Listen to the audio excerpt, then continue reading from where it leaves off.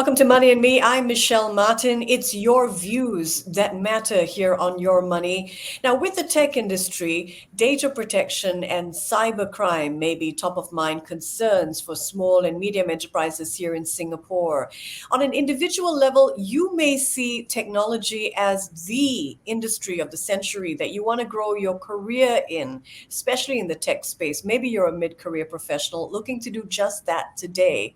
So I've invited a leading trade association for Singapore's tech industry, SGTech, on the show today. They have more than 1,100 member companies and have gathered the sentiments of these tech industry players to come up with recommendations for Singapore's government for consideration for Budget 2023. SGTech Chair, Mr. Wong Wai Meng, joins me live to share the recommendations with all of us. Good morning, Mr. Wong. Thank you for joining us. Good morning, Michelle. Thanks for having me on the show.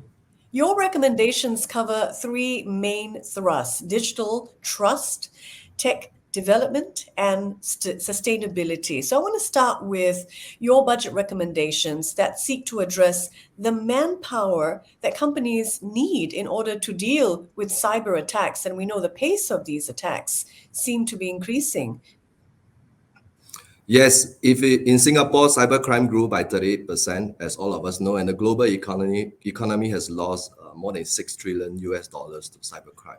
So what SGTech has recommended in the budget recommendation is to introduce a pilot scheme for companies to be staffed with suitable talent and then be incentivized to grow and implement a professional digital trust team so as to be able to address the cybersecurity attack. Now, you're calling for a chief technology officer scheme and asking the government to take the lead on this. How will this pan out, and how will this be different from the structure that is currently in place? I would say there isn't really a structure in having a chief trust officer. So we are also working with economic agencies to advocate maybe the larger companies and also MNCs to take lead in this. But government could take the lead in this initiative by appointment of a chief trust officer in hopefully in every government agency, along with an overall CTO for the whole of government. And we are also working closely with SkillsFuture, other trade associations, and relevant institutes of higher learnings to develop curricula and training schemes so as to develop the digital trust professionals. So if you look at the challenge here, most companies, especially the smaller ones, do not have full-time data protection officers or even cybersecurity experts. And these roles are typically voluntary additional responsibilities, and they may not be equipped with the overall relevant skills to deal with trust and be empowered to even uphold, the whole governance. And that's the whole challenge, right? So, and we also opine that companies that have a higher standards of digital trust will stand to benefit, not just monetarily because of the increase in trust and confidence amongst its customer, shareholders, but they will also benefit in the long term from enhanced reputation, branding, and potentially more partnership opportunities. So are your recommendations at heart calling for greater professionalization around the whole digital trust sector? Absolutely, yes. Okay. And your recommendations also speak to SMEs, and I'm keen to hear how they address financial support for SMEs who say, hey, we need help in the area of data protection, but we also need financing help. Yes. So that's where we are proposing incentives to help SMEs adopt digital trust practices and cyber hygiene. We can onboard them using grant subsidies to be offered to SMEs if they, enroll their staff on digital trust related training courses to develop digital trust capabilities and expertise, schemes to reward SMEs who actively pursue digital trust practices, perhaps a government trust mark endorsement for those who demonstrated their efforts to the consumers, more favorable treatment, hopefully as a priority in government procurement schemes, and cyber insurance, right, which provides subsidies to SME who wish to buy. The whole issue is awareness, right? There's an issue of awareness in business trust. Businesses may not be aware that digital trust related to tech that exists that can help them in a very practical sense. So SGTech hopes to become a knowledge center to orientate companies towards digital trust related tech and expertise. What do your recommendations call for in order to address the needs of mid-career professionals who want to aim for tech roles that are considered higher value tech roles? Yeah, so SGTech recommends that we adopt a multi-stakeholder approach to determine a more comprehensive list of such higher value tech roles that are essential to Singapore's economy. Maybe let me define what higher tech roles in our context here means. Not all roles in tech needs to be highly specialized. Not all roles need to come from a tech background or with prior experience. They are customer-facing technical advisors, analysts, administrator, data center engineers, and these are high-value roles that fall between tech-light and tech-heavy jobs, maybe suitable for those who possess transferable skill sets, right? And also to keep up with a very rapidly evolving technology landscape, it is imperative that Singapore, for us to strengthen the resiliency of our workforce to withstand more disruptions and skills redundancy. So we are a strong advocate of skills-based approaches that can create multiple career pathways that will complement academic routes, incorporate agility in reacting to new developments in the talent landscape. Is that part of the reason why you're calling for informal learning channels to be recognized in this field of technology? Yes, absolutely. Because as job scopes and responsibilities evolve rapidly and dynamically, especially in the tech space, formal education requirements may no longer be sufficient or relevant when assessing potential candidates. So, thus, hiring approaches need to change inherently.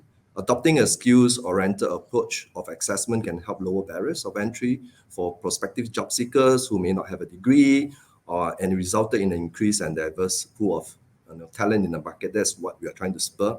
This is also considering that the increasingly preferred mode of learning amongst our younger generation, who tends to pick up new skills through other modes of learning, including online platforms. It can even be YouTube, LinkedIn, Coursera, you name it, there's a whole list. So informal learning methods can be a very effective way to establish a culture of lifelong learning at workplaces. For example, the access and opportunity to offer to obtain micro credentials are really an exciting and effective way to attract, train, and recognize employees. But despite the increase in the number of online learning, mobile learning, micro credentials available, employees may not invest sufficient time and effort in such resources, given the uncertainty that skills acquired via these informal channels are recognized. That's a great point. Employers have to lead the way in receiving and accepting these credentials. If we take Yes. a step back, how has your SGTech 2022 survey of SMEs in the area of decarbonization and e-waste reduction practices, how has this survey fed into the recommendations of Budget 2023 in the area of sustainability? So we hope to accelerate the whole emission and waste reduction practices amongst SME. We are proposing a broad-based incentivization to take measurable actions by leveraging on technologies first, and recommend cash rebates to incentivize SMEs who leverage on tech for transforming internal practices towards sustainability. So in our SGTech's 2022 survey of SMEs in decarbonization and e-waste reduction practices, which has included a curated cross-section of 11 case studies from SMEs. So the survey and case study confirm that SMEs widely do not see strong business case for investing in internal change or technologies to track and reduce emissions. So for SME who have begun to adopt sustainability practices, the challenges are complicated by the fact that the national sustainability landscape has not yet see any national consensus, in fact, global consensus on standards, regulation, etc.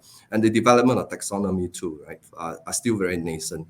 So the application of technology are only limited by our imagination, I would say, and that is the beauty of technology. Today, we can see tech applications in emissions data tracking, reporting software, IoT sensors to monitor building energy usage, water usage, AI that can enable this software and sensors. And of course, you need to protect it. Cybersecurity, right, is required. Is there anything else you'd like members of our audience to understand about your recommendations? Yeah, definitely. If you see two broad schemes here, it's really digital and sustainability. And these are two very important agendas for Singapore in terms of business opportunities, in terms of jobs itself. So they should never be viewed as dichotomous.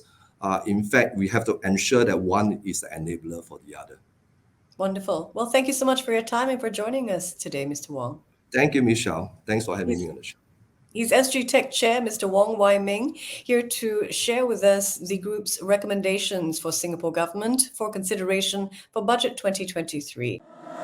Money FM 89.